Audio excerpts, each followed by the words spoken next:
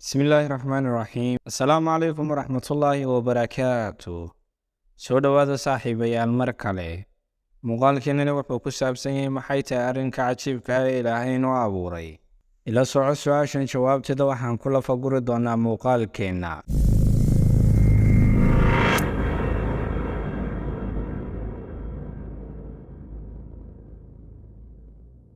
hadafka ilaahay ka lahaa abuurkeena waxa uu ahaa cibaado wuxuuna malaa'igta ku wargeliyey inuu abuuri doono khaliif kaasoo arlada khaliif ka noqon doona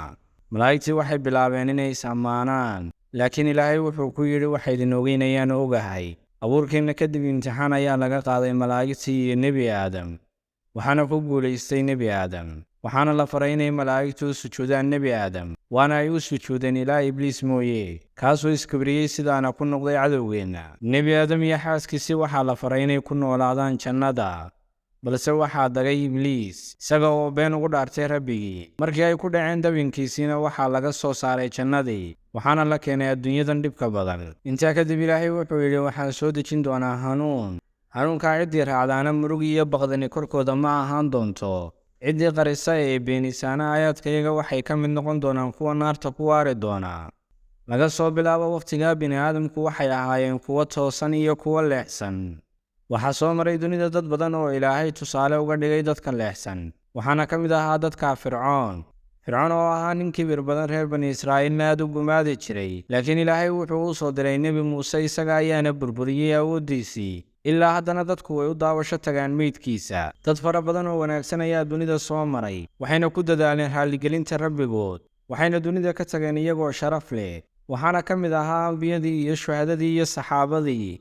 nebi maxamed sallallahu calayhi wasallam waa nebigii u dambeeyey nebiyada waana rasuulka dhammayska tiray akhlaaqda teeda wanaagsan waana cidda aan kaga dayanayno cibaadada aan caabudayno rabbigeen saaxiib adduunka cibaada laguu keenay laguma keenin inaad ka shaqaysato xaasna ku guursato laakiin shaqada iyo guurkuwa waa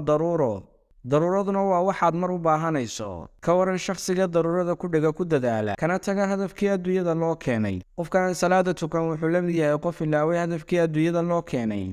waqtigiisana ku luminaya cid aan isaga u baahnayn wuxuuna faarujiyey faqri ka dhexeeyey isaga iyo rabbigii waxaana la yaaban dhammaan makhluuqa kale oo dhan maxaa yeelay iyagu ilaahay bay xusayaan ilaahay oo arrinkan inoo sheegayaana wuxuu yidhi wa in min shayin ilaa yusabbixu bixamdihi shay aan eebbow tasbiixsanaynin ama aan mahadinaynin ma jiro adduunyada waxaa wax lagu kala iibsadaa waa lacag laakiinse aakhiro waxaa wax lagu iibsan doonaa xasanaad qofka uu ka xasanaad badan yahayna ka taajirsan marka la tago aakhire xasanaadkana waxaa laga helayaa waa cibaadada marka qofka maanta cibaadada rabbigii ka tegayaa waa qof u diyaargaroobaya inuu faqiir ku noqdo aakhiro nolosha adduunyadu waa 60 ilaa 70 sano haddana waxaa lagu kasbanayaa nolol aan dhammaad lahayn yacni aakhiro waxaa laga tabcayaa adduunyada intaad adduunyada joogto haddii aad noqoto shakhsi ku sifooba raalligelinta rabbigii aakhiro waxaad gelaysaa jannada rabbiga adiga oo raalli ah ilaahayna raalli kaa yahay lana soco soomaalidu waxay tidhaahdaa 3 ilaahay waa karaa laakiin kaama yeelo sabcan maayo ilaahow xoolaysii guursan maayo ilaahow ubadisii camal falan maayo ilaahow hay cadaabin haddaynu ku dadaalno cibaadada rabbigeen waxaan hantiyi doonnaa janno sida ilaahay inoo sheegay jannadu waa meel ka weyn adduunyada waana meel la ciig tidhaysan islamarkaana waxaa lagu dhistaa tasbiixda rabbiga mar kastoo aad tasbiixsato waxaa guri lagaaga dhisayaa jannada waxaad joogo xuralcayntu waa dumar ilaahay ku diyaariyey jannada waana dumar qurux badan marka u horreeya aad saragtaan waxaad is eegaysaan muddo dhan 40 sano sidoo kale waxaad habisa siin doontaan muddo dhan 40 sano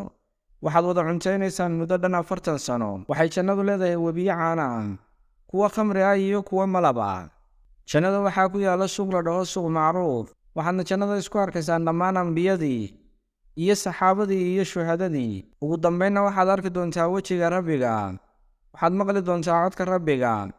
jannadu waa abaalmarinta ugu weyn ee rabbigeen inagu abaalmarin doono ilaahay waxaan ka baryaynaa inuu dhammaanteen bayna geeyo jannada guntiyo gabagabadii waxaan kugula talinayaa inaad ilaaliso salaada inaad akhriso qur-aanka inaad xusto rabbiga sababta cajiibka ah ee ilaahay inoo abuurayna waa cibaado ee ilaali caabudidda rabbiga ilaahayna waxaynu wada weydiisanaynaa inuu inagu sugo waad ku mahadsantahay daawashada muuqaalka haddii aad halkan nala soo gaadhay muuqaalkan like noo saar mahadsanid